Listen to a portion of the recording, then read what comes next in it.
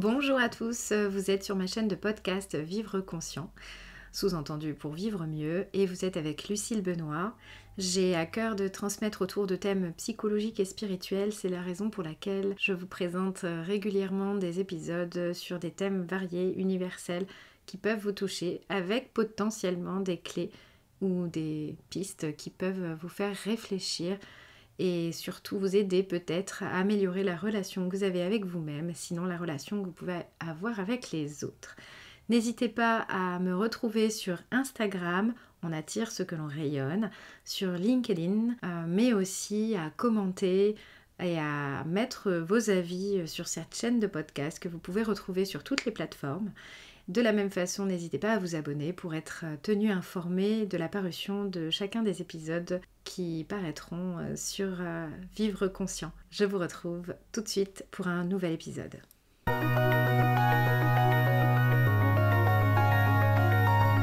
Aujourd'hui, je vous retrouve sur le thème des limites. Le thème des limites, c'est un vaste sujet et il va falloir que je me limite moi aussi dans cet épisode. Et notamment, pourquoi en parler, c'est toujours par là que je commence. Et pour qui ?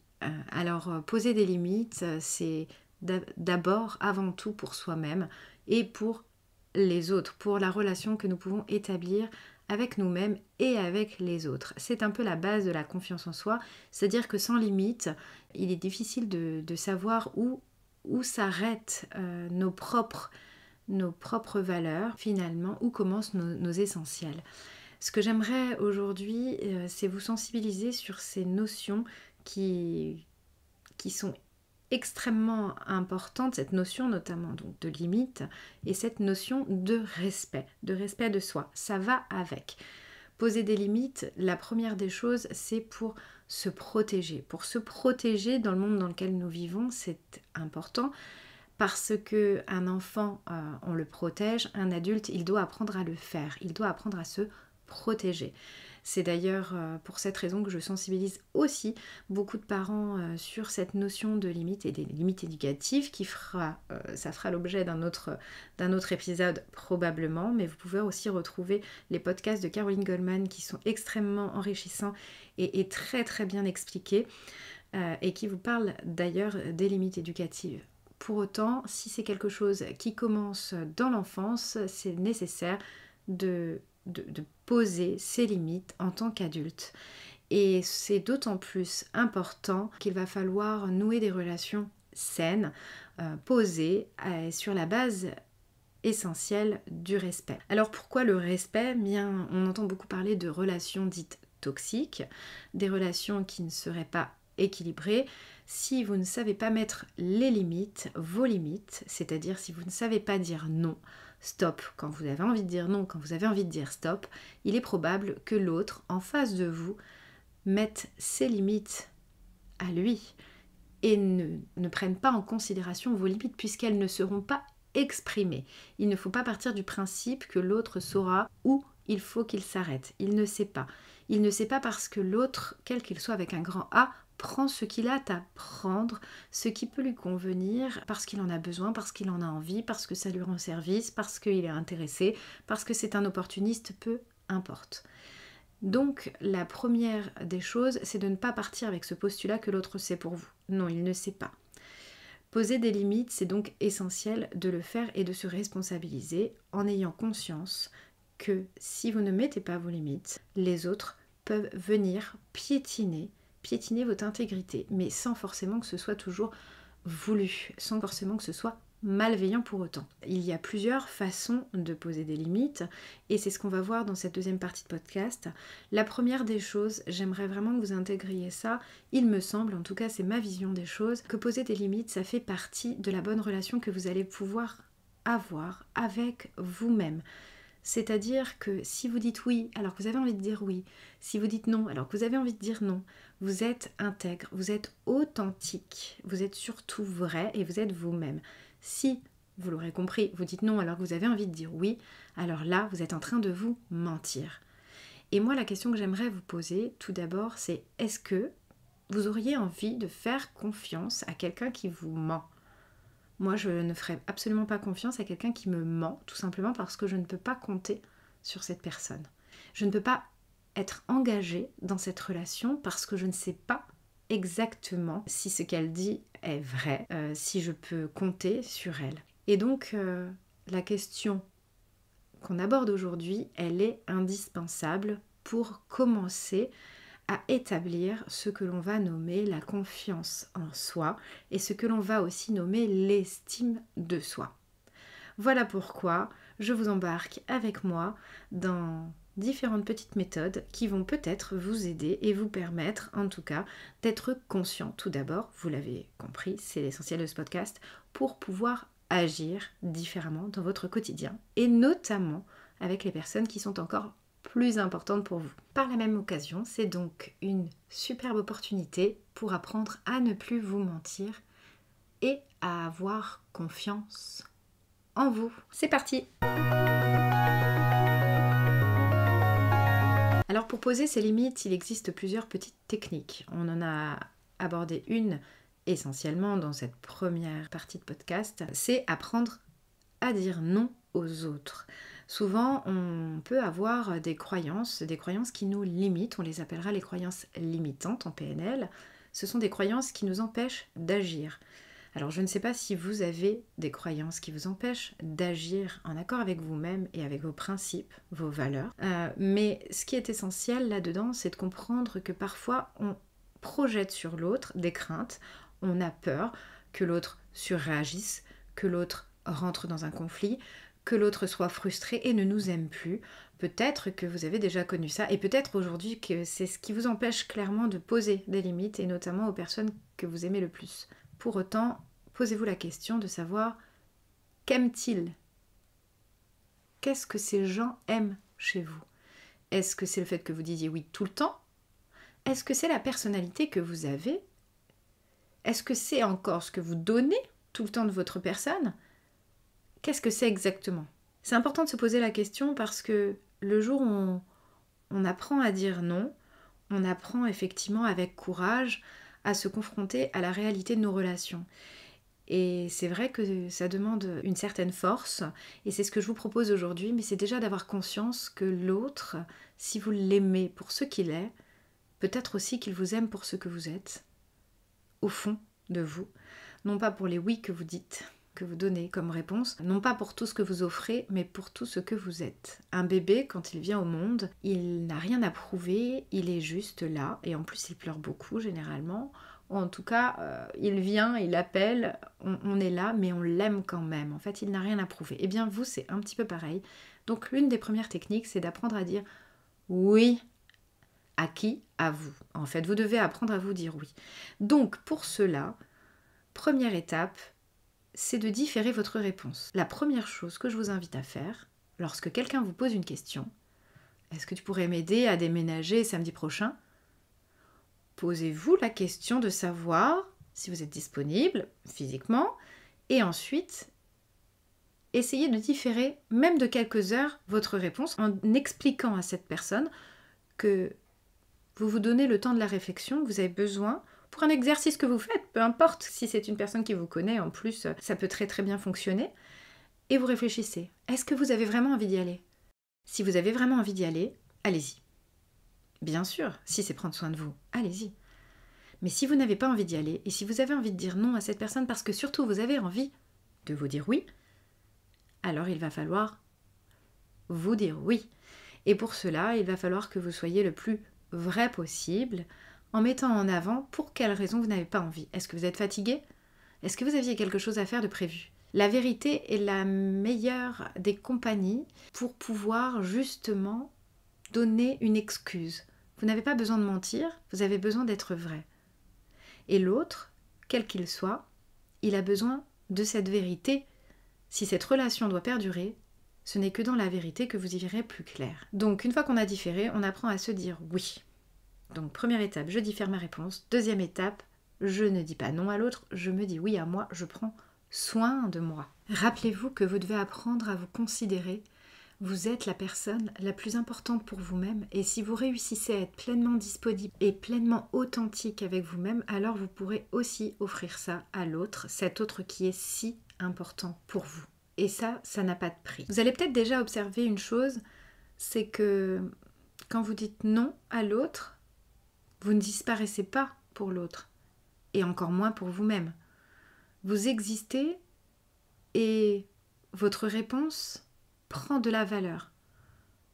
Vous êtes dans le vrai, vous êtes dans l'authenticité, et c'est là que vous pouvez commencer à nouer la connexion avec l'autre, parce que vous vous êtes assumé et vous vous responsabilisez.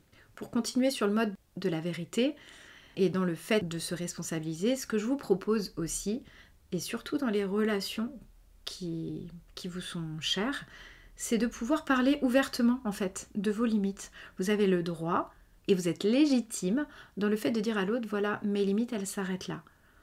Là, je ne me sens pas respectée. Quand tu arrives 3/4 d'heure en retard à notre rendez-vous et que je suis obligée de t'attendre, là je me sens pas respectée, je me sens pas importante, j'ai l'impression que je dois être à disposition et ça ne me convient pas. Peut-être que la prochaine fois, nous pourrions convenir d'un horaire que tu respecteras et que ça pourra se passer différemment. Il faut que l'autre soit au courant de ce qui semble et ce qui est important pour vous. Pour cela, ce que je vais vous proposer en troisième petite technique, une technique hyper importante, c'est d'évaluer vos valeurs. Vos valeurs, alors en PNL, on retrouve les valeurs qui sont des besoins, des critères hyper importants qu'on va retrouver dans la vie de tous les jours. Ce ne sont pas des valeurs que vous allez trouver sur internet, à savoir, oui, bien sûr, ça peut vous aider, une liste de valeurs, l'argent, la santé, l'amitié, tout ce qui a du sens pour vous, tout ce pourquoi vous vivez, vous vibrez, pas de problème. Mais vous pouvez créer vos propres valeurs. Moi, par exemple, j'ai appelé une de mes valeurs la vie. J'ai besoin de sentir qu'il y a de la vie, de la connexion, c'est une autre valeur, et ça fait partie de mes valeurs. Et si l'autre vient à contrebalancer ou contrecarrer ces valeurs-là, il va falloir que je puisse dire qu'il y a un problème et que je ne me sens pas forcément en accord avec mes valeurs, ce qui va probablement générer aussi une remise à niveau, par exemple, de la relation, qu'elle soit avec un autre que moi ou qu'elle soit avec moi-même. Si je fais quelque chose et que je le fais depuis des mois par habitude, mais que finalement je constate que je ne suis plus du tout à l'aise avec ce projet, par exemple, quand je faisais mes vidéos YouTube, ça me prenait beaucoup de temps, et à un moment donné, ma valeur temps, elle a été bafouée, et donc je me suis réalignée avec ma valeur, et c'est là que j'ai considéré qu'il fallait que j'arrête ce projet, momentanément peut-être, mais il fallait que j'arrête. Eh bien, c'est un petit peu ça, c'est déjà prendre conscience de vos valeurs qui va vous aider à clarifier votre périmètre, et vos limites n'en seront que plus claires. Parce que pour poser ces limites, eh bien, il n'y a pas de hasard, il faut connaître vos limites. Si vous ne les connaissez pas, vous ne pourrez pas les poser tout simplement. Donc cette étape, elle est quand même très importante. Je la mets en 3e position, j'aurais pu la mettre en 1re position, mais c'est une étape qui demande un travail et qui peut être complexe. Donc ce que je vous invite à faire pour cela, c'est de prendre une feuille, si vous avez une feuille, sinon d'y réfléchir, quelles sont vos valeurs, les 10 valeurs les plus importantes pour vous, et vous les listez. Vous allez probablement les lister dans l'ordre d'importance au départ. Mais finalement, vous allez voir que c'est peut-être pas cet ordre-là qui est le plus pertinent pour le moment, pour ce que vous êtes en train de vivre actuellement. Et pour vous en rendre compte, là, il va falloir que vous fassiez ce qu'on appelle un panier à salade. En PNL, lorsque j'ai fait ma formation à l'IF PNL, on parlait de panier à salade. Donc, je prends la première valeur, par exemple, l'amour, et puis la deuxième valeur que j'ai mise, la santé, et je fais le panier à salade. Qui est la plus importante? Quelle valeur est la plus importante entre la 1 et la 2? Ok, la santé. Très bien. Donc je mets un bâton à côté de la santé. Ensuite, entre l'amour et le 3e, le travail, par exemple. Qui est le plus important? L'amour. Ok, je mets un bâton à côté de l'amour. Ensuite, l'amour est la 4e. Qui prend le bâton? Ok, l'amour, ok, etc., etc. La première avec la deuxième, la première avec la troisième, la première avec la quatrième, avec la cinquième, la première avec la sixième, etc., jusqu'à la 10e. Ensuite, la deuxième avec la troisième, la deuxième avec la quatrième, la deuxième avec la cinquième, etc. La troisième avec la quatrième, la troisième avec la cinquième, la troisième avec la sixième, etc. La quatrième avec la cinquième, la quatrième avec la sixième, la quatrième avec la septième, etc.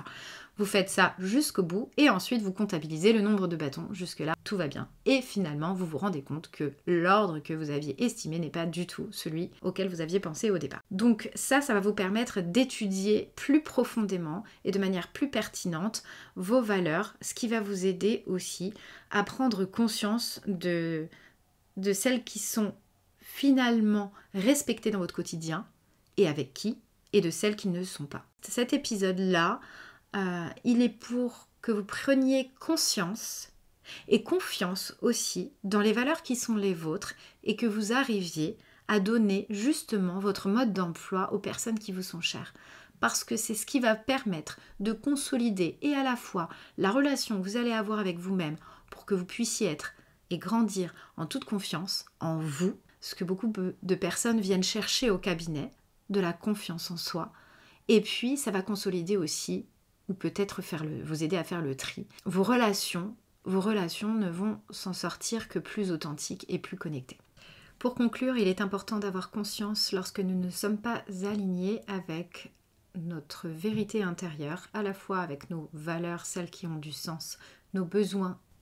Et donc pour cela, vous avez cette première étape ou cette troisième étape de faire la liste de vos valeurs qui vous permettra d'y voir plus clair quant aux limites que vous avez envie de poser avec les autres et avec vous-même.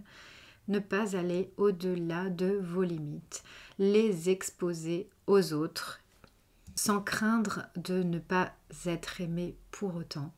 Rappelez-vous de différer votre réponse pour vous poser la question à vous-même de savoir si oui ou non vous voulez agir pour l'autre, dans quelle mesure vous ne vous faites pas défaut, dans quelle mesure vous vous respectez. Enfin, expliquez à l'autre ce qui ne vous convient pas, ce qui ne vous convient plus pour lui donner à voir de vos limites, pour que cet autre comprenne et intègre qui vous êtes réellement et aussi pour prendre la mesure de vos relations, ce qui vous offrira la possibilité d'avoir des relations plus connectées, plus authentiques, plus en résonance avec la belle personne que vous avez envie d'incarner. J'espère que cet épisode sur les limites vous aura aidé. C'est toujours un challenge pour moi de donner un maximum d'informations dans un petit format. Mais l'important pour moi est de prendre plaisir, une valeur hyper importante.